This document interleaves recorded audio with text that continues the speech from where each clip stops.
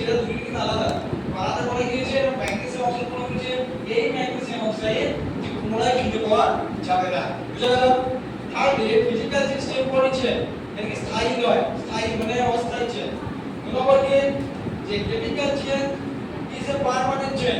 এই চেনটা এই কেমিক্যাল চেনটা কি এই কেমিক্যাল চেনটা কি পার্মানেন্ট অল টাইম অর্থাৎ এটা এরকমই থাকবে। কি থাকবে? এটা পার্মানেন্ট চেন। এটা কি? এটা পার্মানেন্ট চেন। এটাকে আমরা কি বলি? কেন permanent chain? because we cannot reverse because we cannot reverse এটাকে আমরা কি বলি? পুনরায় ফেলতে পারবো না। composition or chemical properties of the substances does not change অর্থাৎ ফিজিক্যাল চেঞ্জের যে পরিবর্তনটা ফিজিক্যাল চেঞ্জের যে জিনিসটা কি হয় ক্যামেরা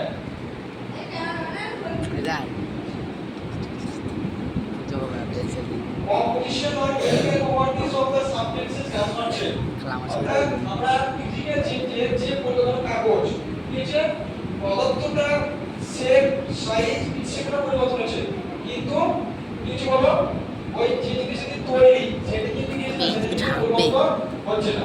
যে composition and properties of the substance যে কম্পোজিশন পুরো কম্পোজিশনের পরিবর্তন হচ্ছে পুরো কম্পোজিশনের পরিবর্তন হচ্ছে পুরো কম্পোজিশনের পরিবর্তন বলে গিয়েছে এই সাবজেক্টে নিচে যে পুরো ডিফারেন্ট টাইপ অর্থাৎ ডিফারেন্ট টাইপের যৌগ উৎপন্ন হচ্ছে। বুঝা গেল? এবার দেখো ইম্পর্টেন্স অফ কেমিক্যাল চেইন অর্থাৎ কেমিক্যাল চেইনের গুরুত্ব। কেমিক্যাল চেইনের গুরুত্ব কি? Chemical chains are very important in our lives. Chemical chain আমাদের জীবনের একটা বহু গুরুত্বপূর্ণ একটা পার্ট বা অংশ। All the new substances which is produced as a result of chemical chain or chemical reaction. All the new substances পৃথিবীতে যত কিছু নতুন পদার্থ তৈরি হয় পৃথিবীতে যত কিছু নতুন পদার্থ তৈরি হয় produced as a result of chemical chain হিসেবে রাসায়নিক পরিবর্তন বা রাসায়নিক বিক্রিয়ার একটা জ্বলন্ত উদাহরণ।